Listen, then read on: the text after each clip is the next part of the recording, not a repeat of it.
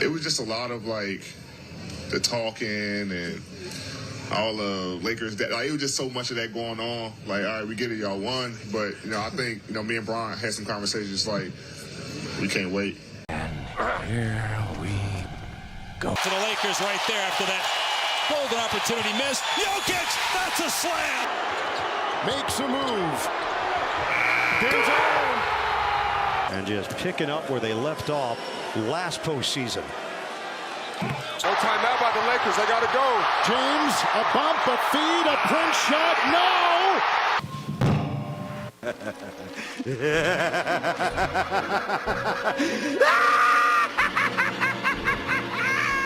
When it comes to the most embarrassing and one-sided rivalries in the NBA, there's none more embarrassing than Nikola Jokic versus the LA Lakers and LeBron James.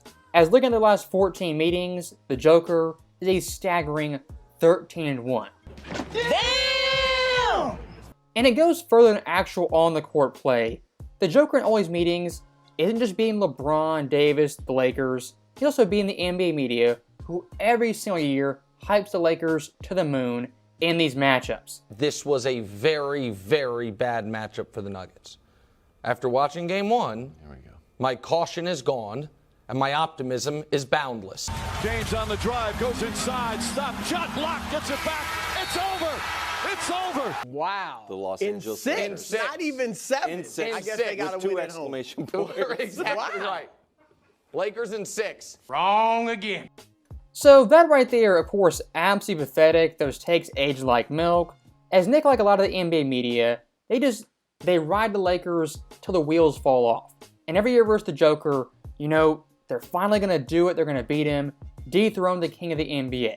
And of course, the past 2 years haven't even come close once. And for someone like Nick Wright specifically, who was so anti-Jokic 2-3 years ago when it's fashionable, to nowadays having your favorite player LeBron James get beat down time and time again, that's got to be tough.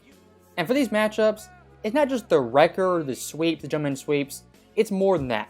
The Joker's production and dominance in the stat column, as well as with the eye test, it makes these matchups even more embarrassing.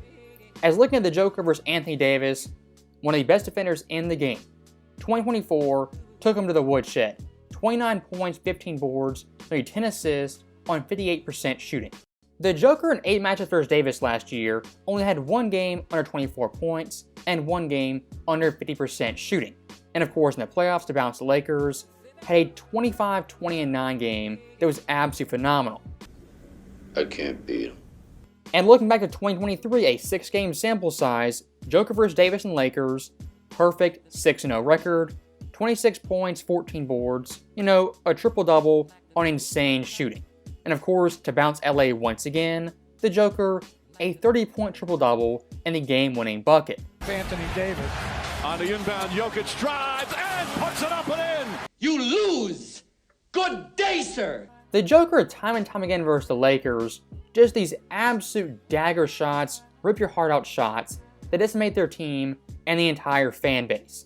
And what makes it even worse, LA in these games, they'll have 10, 15, even 20-point leads. When it gets close down to the wire, they blow it every single time. Look at the West Finals Game 2. Up by 11 points, in control of the game, but eventually lost by 5. Game 4 the same series, up by 15 in the third quarter, and then lost by 2. Last year's first round series, Game 1, had a 12-point lead, of course, lost by 11.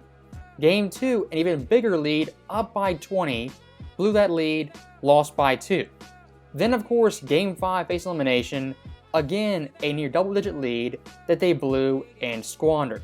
You blew it! If you want to look at the Jokic vs. Lakers rivalry, there's really 3 constants. The Joker, going to play fantastic, average a 30-point triple-double, he's going to get his numbers. The second thing, LA, they're going to blow some leads. And last but not least, if it's a close game, the Nuggets aren't losing. Now, looking at the most recent matchup in Los Angeles, this game wasn't down to the wire, wasn't close, or really competitive at all. And Lakers, like usual, came out fast, got a lead, established the pace and the flow. But around the late second quarter, early third quarter, the game completely flipped. As during that span they were outscored 50-17 the game was blown open. It was never close from there on out. Embarrassing! One of the worst things in all of sports is knowing what your opponent's going to do and just being helpless and not being able to stop it. The Lakers versus Nuggets, they know what Denver does, what the Joker does, but again and again, just can't stop it. And looking at the Joker in this game, typical 34, 13, and 8, who's a plus 39. It's typical Jokic stuff at this point in his career. But looking at the defensive end, the Joker nowadays, actually a pretty good defensive center, giving legit effort, unlike a lot of superstar players. Absorbs contact, keeps his focus. Christian Rock Chalk Jayhawk. He's minutes to go in the third quarter. Reeves, Jokic is there, so he tried to. LeBron underneath, Dalton gathers it. The Joker's defensive stats, defensive metrics, they've always been outstanding. But the eye test sometimes, it's pretty rough. 3-4 years ago, the Joker's defense, a lot to be desired.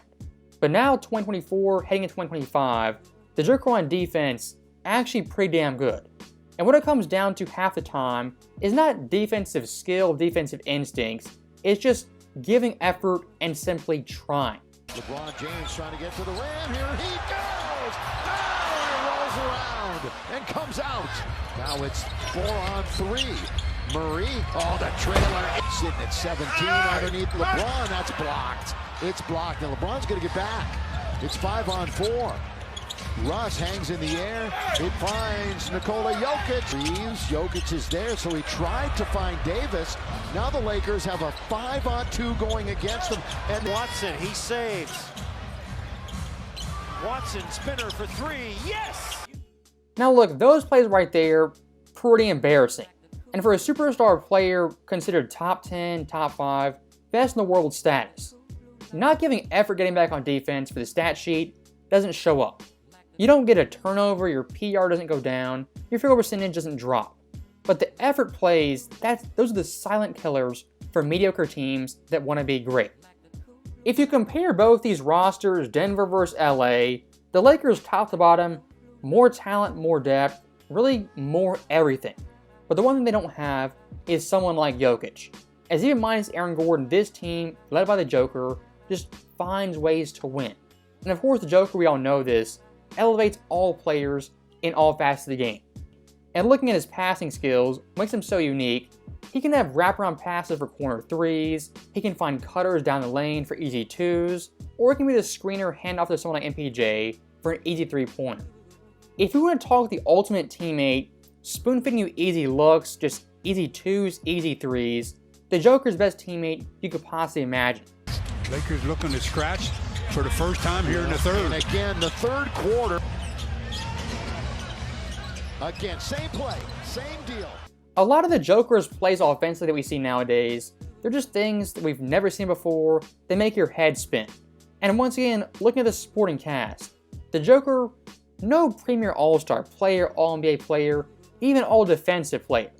The Joker realistically has no top 30 player on his roster. Denver's playoff hopes, West Finals hopes, some say championship hopes, it all rides on the Joker. As looking at this roster by itself, if they had an average superstar, even someone like Anthony Davis, this roster, a play-in team at best, probably not making the playoffs. In some alternate universe, the Joker acts as a legit all-star teammate, superstar teammate, someone like a Booker or KD, imagine Steph Curry. If he had someone like that, you're talking NBA dynasty. Luckily for Denver fans, the Joker is so great, so phenomenal. This mess supporting cast is so competitive and still a contender. And here's the last thing I'll say about the Joker versus the Lakers. When the Joker beats this team, he rips their soul out. And looking at some of their meetings, opening night, Davis and LeBron yapping all summer, they got washed in Denver. Last year in LA, Kobe statue night, of course the Joker spoiled that party. Then LeBron James cracks 40,000 points, a monumental achievement. The Joker in Denver beat LeBron on that night. The Joker time and time again proves he owns the LA Lakers, LeBron James, as well as Anthony Davis. As always, thank you guys for watching, hope you enjoyed it. I'll see you next time.